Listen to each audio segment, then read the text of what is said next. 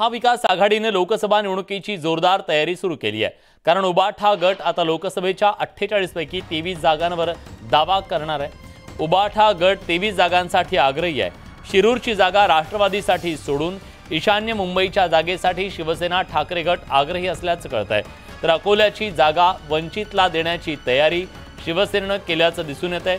दरम्यान शिवसेना उबाठा गटानं आपली ताकद असलेल्या अमरावतीची जागा सोडून अकोला जागा वंचितला देण्याची तयारी दर्शवल्याचं कळतंय। तर उबाठा गटाला कुठल्या जागा हव्या आहेत त्यात रामटेक, हिंगोली, बुलढाणा, परभणी, यवतमाळ, वाशिम, जालना,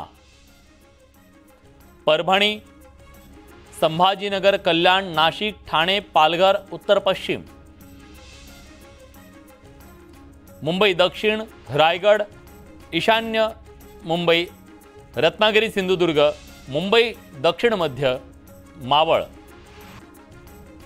शिर्डी, हातकणंगले, धाराशिव, कोल्हापूर, अकोला,